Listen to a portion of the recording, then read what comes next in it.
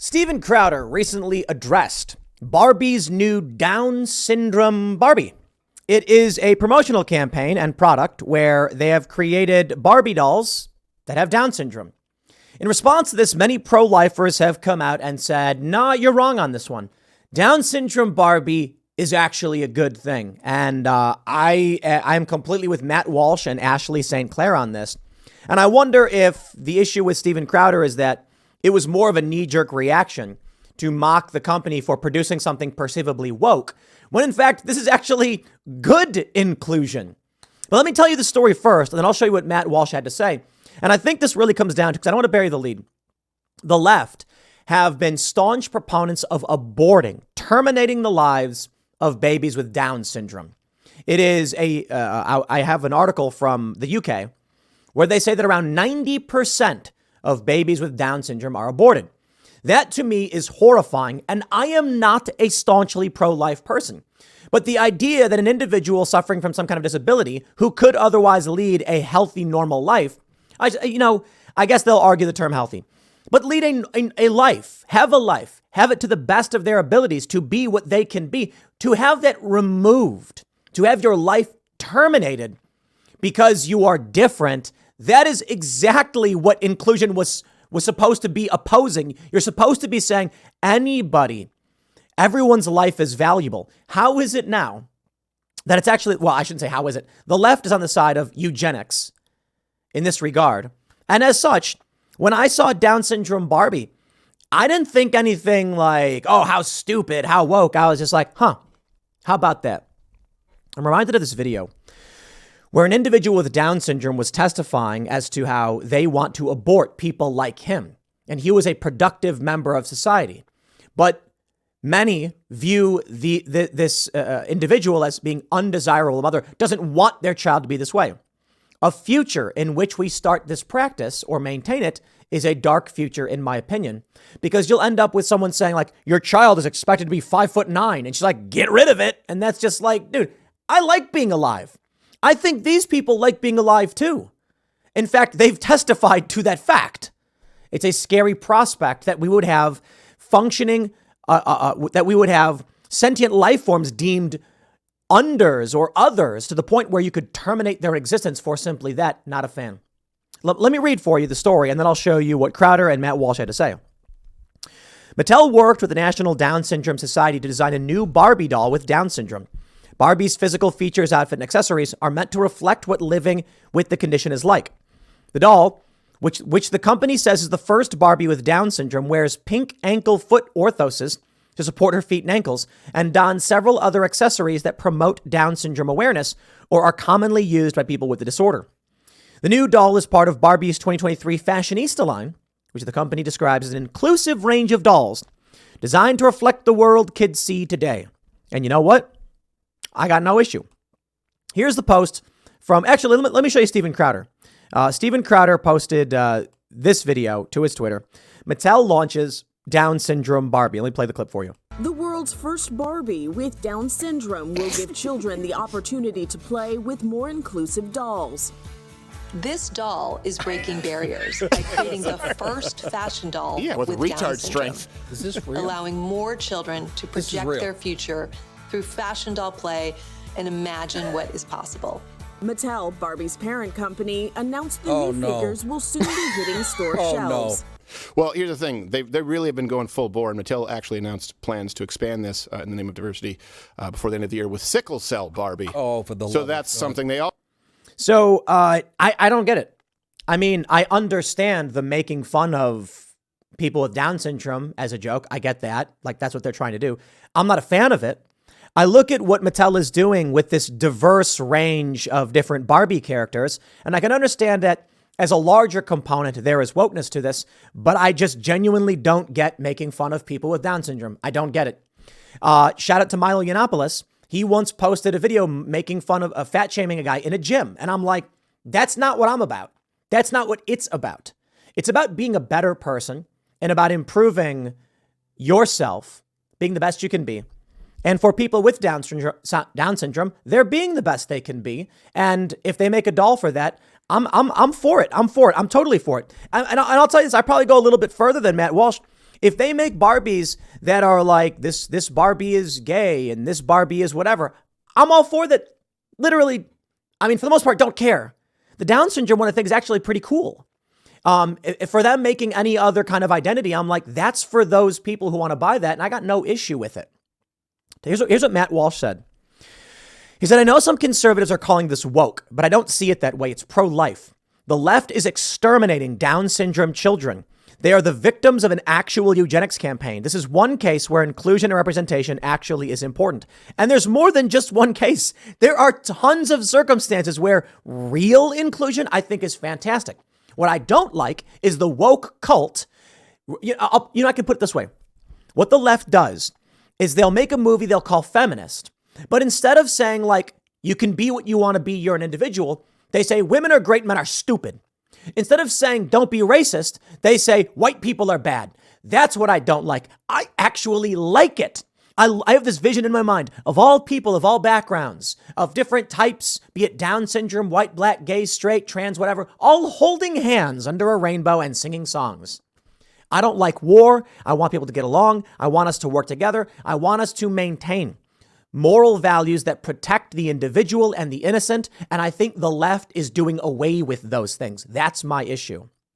So a lot of the actual, I mean, in the true literal sense of inclusion, meaning if we're going to make movies, we recognize it's not just going to be always a bunch of white men. You'll have women, you'll have black people, you have Asian people, you have Latino people. And I'm like, that's cool. I got no issue with that. None whatsoever. What I don't like in a lot of respects to this is hand-me-down characters where it's like, we've been using Superman for 70 years, 80 years. We decided just to make him black now so that you can have a character too. And it's like, come on, write a character. I like Static Shock. You ever see that show? I remember watching it when I was a kid, or the comic book. That one I thought did an amazing job of creating a character, and he just happened to be black. And they talked about, and his friend was white. And he went through issues in the city with gangs and all that stuff. I thought that was fantastic. I think that's great. When you're saying something like, hey, man, let's be friends and get along. Excellent. But when the left comes out and says the dominant group or the group we view as dominant is always evil no matter what, I'm like, you are the racists I don't like. That's why I said, like, the white identitarians and the woke critical race theorists are like almost the same thing to me. It's the same ideology. I don't like it. I cannot stand that kind of stuff. So if Barbie wants to make Latino Barbie, black Barbie, Mexican Barbie, gay Barbie, straight Barbie, trans Barbie, I literally don't care. I really, really don't. Now, I suppose there's some concerns about transgender Barbie in that we're concerned about influencing children to change themselves or to create anxiety. And I understand that. So, okay, I understand that. In terms of like different races, different backgrounds, I got no problem. A child is not going to make themselves, they're not going to undergo surgery or whatever to become, like Down syndrome or whatever. And then we have this from Ashley St. Clair. She said, what is your problem? Shouldn't you as a pro-lifer be more empathetic to a community of people targeted for abortion eugenics? I agree with Ashley and Matt Walsh on this one, but I will say, I don't think Steven Crowder was intending to make an opposite argument. I'm not mad at him. I think the appropriate response is like, hey, Steven, maybe like I understand you're trying to make fun of this diversity and inclusion thing, but I think you should consider what it means that a company is going to create dolls that have Down syndrome when the left is actively trying to eradicate these people. And it's horrifying. I'm sorry. I am not a staunchly pro-life person like Steven Crowder, Ashley St. Clair, or Matt Walsh. I am traditionally pro-choice in that, it's a decision that should be up to doctors and women. I agree it's been abused. I think there should be restrictions after a certain amount of time. Maybe we do the European model, which is like 10 to 12 weeks. And that's because if the baby is viable and can survive on its own, it should not be killed. And so it's a very libertarian position where it's like, I don't like the government being involved with legitimate medical issues, but then you have the problem of people who abuse it. So tough position. But I'll tell you what absolutely freaks me out is that it's like, they tell you your kid is going to have Down syndrome. And so the woman is just like, okay, kill it. And I'm like, people with Down syndrome are people, man. It's horrifying to me. Look at this. This is from, I just Google searched it. This is a UK website They say advances in prenatal screening and diagnostic testing alongside with trends in later motherhood mean that more women are faced with the diagnosis of fetal anomaly, generally in the second trimester. Many women opt for abortion. 90% of pregnancies with Down syndrome will be terminated. This is why they argue for expanded abortion rights beyond a certain amount of time. My view is if the child can survive on its own, you should not kill it. That is taking a life. If the child can't, you have a question of the rights of the mother, the government's right to assert her body be given. And there's a whole lot of moral and philosophical questions, especially pertains to if there is a legitimate fetal anomaly, like there's no heart, the baby won't survive. Maybe it's better to not have the child suffer. But I understand abuses exist. This one is the freakiest. Let me show you what they say. They say opponents of abortion often latch onto cases of termination for fetal anomaly, using emotive claims about how children born with particular disabilities can lead a good life. This obscures the emotional anguish and practical difficulties experienced by women who receive a diagnosis of fetal anomaly in an otherwise wanted pregnancy and who cannot see their way to raising a child with a serious disability. I'm shocked by that argument. It's like, well, the mother may suffer emotional consequences, so kill the baby. What? No, man, I'm just disgusted by so many people. I can't do it. I don't get it. I don't know where my mentality comes from. I am not a hardcore pro-lifer who wants to ban all abortion everywhere all the time. I am like 1990s. Sometimes there's issues. A doctor and a mother will make a decision. The government, I don't think they should have to go to the government. I also don't think it should be abused. I think abortion is bad, but there's strong moral and ethical questions that are too challenging for me. I don't have the moral authority to assert, but if the child can't survive, killing it is wrong. So how about this? Why are they saying abortion when they could be saying, if the mother doesn't want to raise a child with disabilities, we create an apparatus by which the state can do so? Oh no, now Tim's a statist. Now the libertarians are mad at me. Yes, maybe there's a way we can save the lives of these children from parents who don't want them.